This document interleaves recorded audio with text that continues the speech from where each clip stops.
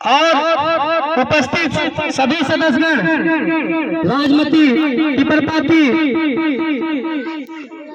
महिला पूनम वीरेंद्र की पत्नी है, जो आपको बता देना चाहती हूँ मुंगेरी की है।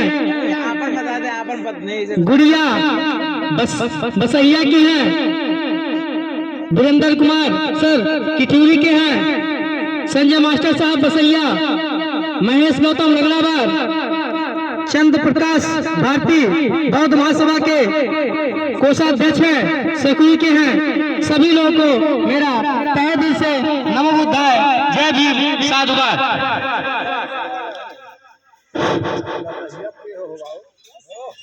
अभी माता सावित्रीबाई फुले के ऊपर चर्चा हुआ।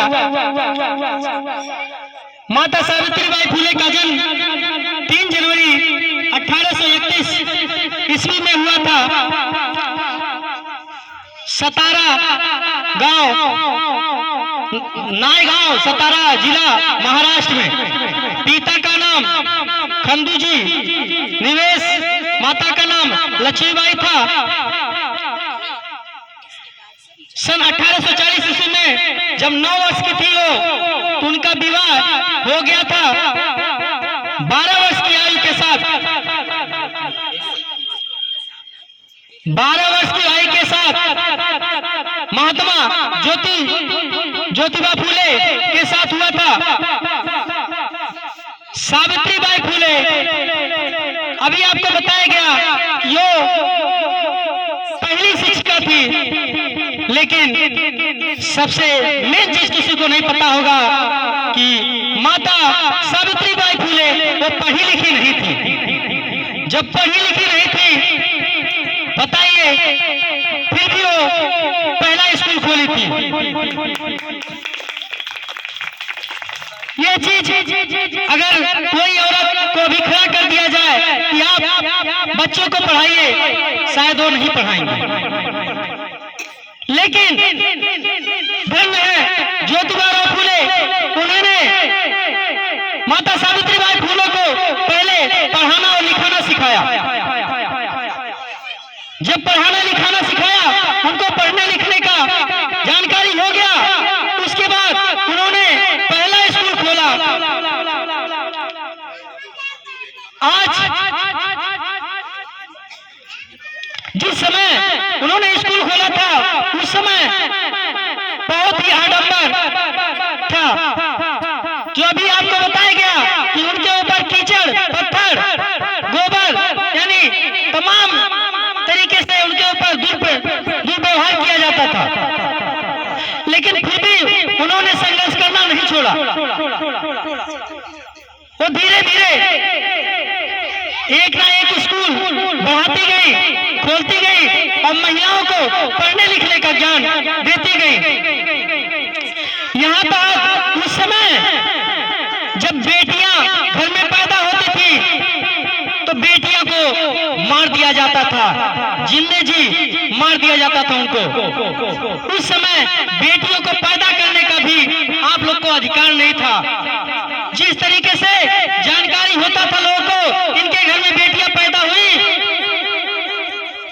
उसी तरीके से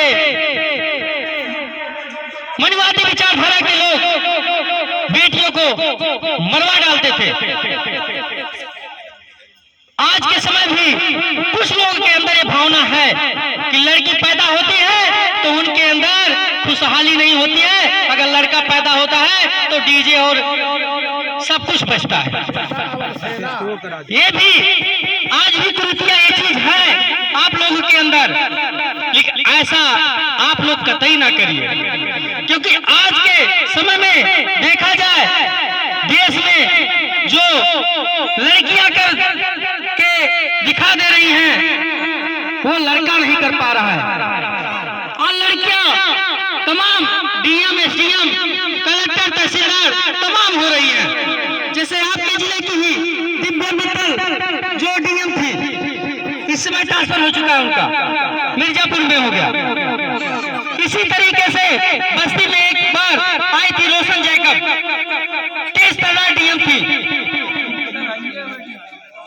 इस तरीके से तमाम लोग जो जिला अधिकारी, डीएम, एसडीएम, डॉक्टर तमाम लोग हुए, लेकिन उदाहरण अगर देखा जाए तो आज पुरुषों की अपेक्षा महिलाएं बहुत आगे हैं। और उन्हीं बेटियों को हम लोग जो है समझते ही नहीं है। बेशक आपके घर नहीं रहेगी बेटियां, लेकिन अगर आपकी बेटियां इसी गांव में कोई जिला अधिकारी बन जाए तो आपके मैके का नहीं, आपके पूरे गांव का, आपके पूरे तहसील का, आपके पूरे शहर का नाम रोशन करेगी। इस चीज को हमें जरूरत है। अपने बच्चों को, चाहे बेटी हो चाहे बेटा हो, उसको पढ़ाने लिखाने की जरूरत है, ज्यादा से ज्यादा शिक्षा दिलाने की जरूरत है। हमारे पास शिक्षा नहीं होगा तो हमारी बहन बेटियां आज आप देख रही हैं जगह जगह पे उनके साथ शोषण हो रहा है, छेड़खानी हो रही है, बलात्कार हो रहा है। यह चीज सिर्फ अशिक्षा है। हमारे बहन बेटियों के साथ अत्याचार हो जाता है, हम थाना पुलिस करके उसके बाद ग्रहण कर लेते हैं, पीछे हट जाते हैं। लेकिन वही कहीं ना कहीं हमारा गलत हो जाता है। अगर हम ठान लें तो अगर हमारे बहन बेटियों के साथ जो भी कोई गलत काम कर रहा है उसके साथ सजा दिलाने के पास हमारा संविधान है। संविधान अगर आप ठान लेंगे तो उनको जेल काटना पड़ेगा और आने वाले कभी भी कोई भी लड़का सिर उठा के फिर किसी लड़की की तरफ ताकेगा नहीं। लेकिन हम अपने आप को बेबस हो जाते हैं कि हमारे पास कोई है ही नहीं, हमारे आगे पीछे कोई है ही नहीं, हम पढ़े लिखे नहीं हैं। मैं कह रहा हूं अगर पढ़ा लिखा भी महिला अगर नहीं है तो अगर अपनी बात थाना नहीं सुन रहा है तो उसके ऊपर भी अधिकारी है, एसपी है, डीएम है, उसके ऊपर भी अधिकारी हैं। अगर अपनी बात मनवाने के लिए ठान लीजिए तो आपकी बात मानी जाएगी। ये गर्व के साथ मैं कह रहा हूं आपकी बात मानी जाएगी।